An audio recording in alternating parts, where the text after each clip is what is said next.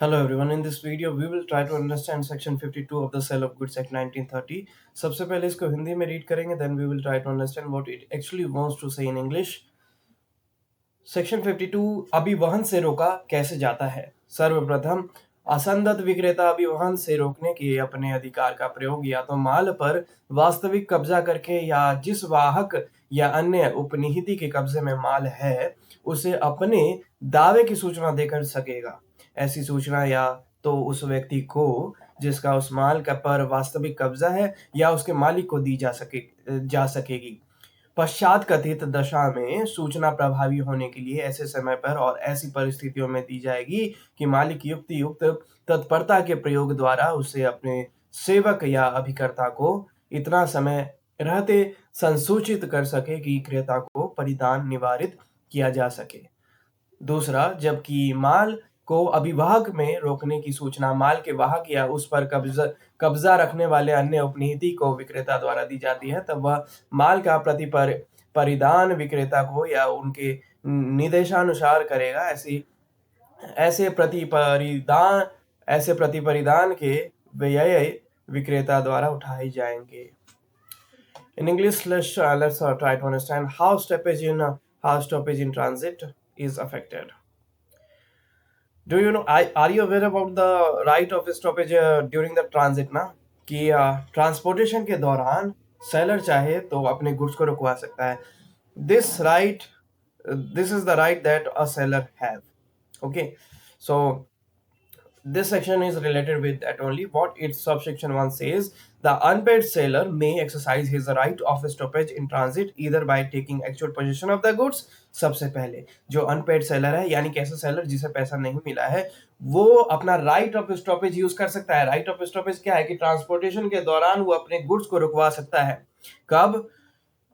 जब उसे डाउट हो, जब उसे लगे कि पैसा नहीं मिलने वाला, जब उसे लगे कि बायर इंसॉल्वेंट हो गया, ठीक है, दिवालिया घोषित हो गया, वैसी परिस्थिति में। अब रोकेगा कैसे, वो ये बता रहा है। रोकेगा कैसे? वहां पर जाके जहां पर इसका गुड्स है अभी, चाहे वेयर हाउस में हो या फिर कहीं किसी रास्ते में हो, तो या तो ये खुद से जाके उसे ले सकता है। सबसे पहला, सबसे इजी, खुद गया इसने उस चीज को अपने पोजीशन में ले लिया। और दूसरा है by giving notice of his claim to the carrier or other bailee in whose possession the goods are. उसके बाद या तो ये नोटिस दे दे, वेट, ठीक है। तो सबसे पहला या तो ये खुद से जाके ले लिया। दूसरा है कि ये जो भी बेली है, जो भी कैरियर है, जो भी मोड है, जो ट्रांसपोर्ट करवा रहे हैं इनका गुड, सेलर का गुड, तो ये उनको नोटिस दे दें कि देखिए ऐसे ऐसा है, आप प्लीज उस गुड्स को रोक दीजिए, जो मेरा प्रोडक्ट है, जो मेरा गुड है, उसको प्लीज रोक दीजिए। तो या तो खुद से पोजीशन ले ले या तो नोटिस के थ्रू उसको रुकवा दे।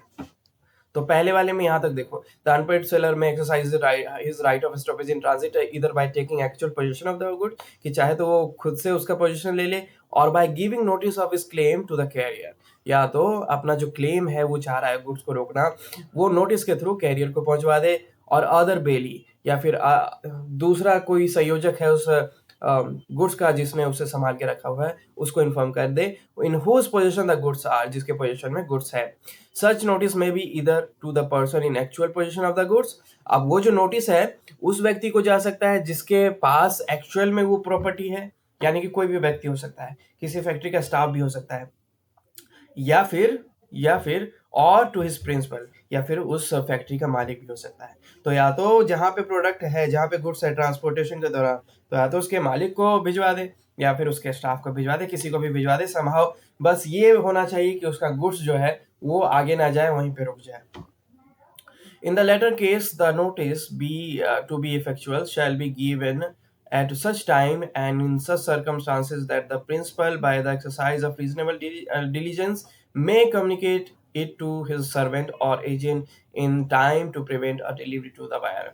अब प्रिंसिपल वाले केस में कृपया करके इन्फॉर्म किया गया है कि जो सेलर है कृपया करके ऐसे टाइम रहते हुए वो नोटिस भिजवा दे तो सही है, क्योंकि टाइम रहते हुए प्रिंसिपल के पास जाएगा, यानी कि उस मालिक के पास जाएगा, और मालिक जो है टाइम रहते हुए उस स्टाफ को, जहां पर भी उसको मालिक को पता है कि यहाँ पे गुड्स होगा, तो वहाँ के स्टाफ को कम्युनिकेट करके, कांटेक्ट करके उस चीज़ को रुकवा सके।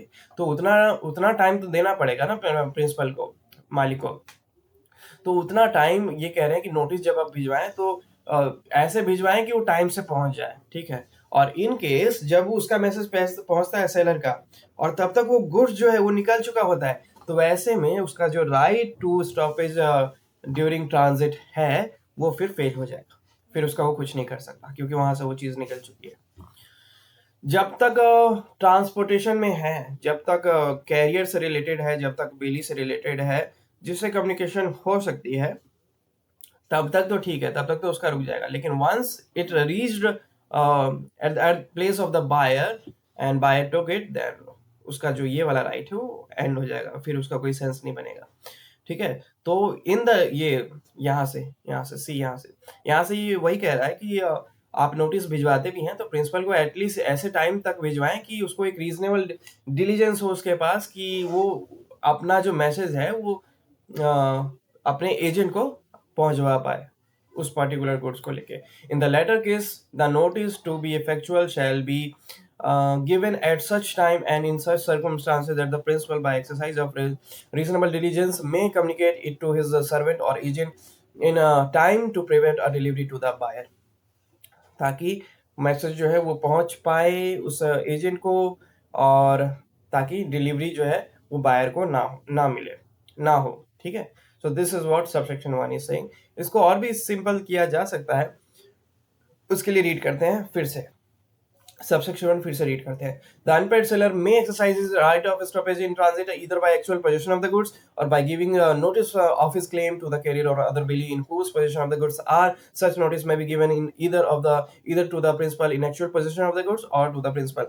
In the latter case, the notice to be effectual shall be given at such time and in such circumstances at the principal circumstances that the principal by the exercise of reasonable diligence may communicate it to his servant or agent in a time to prevent a delivery to the buyer। ठीक है, समझ में आया? नहीं आया फिर से बता देता हूँ। ट्रांसपोर्टेशन के दौरान अगर सेलर को डाउट होता है तो वो ट्रांसपोर्टेशन के दौरान खुद से इन्फॉर्म, या तो खुद से वो जहाँ पे वो प्रोडक्ट है अभी उसका खुद से या तो पोजेस कर ले, उसको उस प्रोडक्ट को खुद से ले ले। नहीं कर पाता है तो या तो मैसेज सेंड करवा दे जो भी ट्रांसपोर्ट कर रहा है उसको, और बोल दे कि रोक दो भाई, मेरा गुड है, मेरा गुड्स है, रोक दो उसको, बस ये है। और जो मैसेज ही सेंड करवाए प्रिंसिपल वाले केस में, मालिक वाले केस में, तो ऐसे टाइम पे करवाए, सही टाइम पे करवाए, ताकि जो है मैसेज सही टाइम पे पहुंच जाए। क्योंकि एक बार अगर फिर वहां से बाहर के हाथ में चला गया, फिर राइट टू स्टॉपेज जो है इन ट्रांजिट सेलर का एंड हो जाएगा। This was subsection 1। Now what subsection 2 trying to say? When notice of stoppage in transit is given by the seller to the carrier or other bailey in possession of the goods, he shall redeliver the goods to or according to the direction of the seller. The expenses of such redelivery shall be borne by the seller।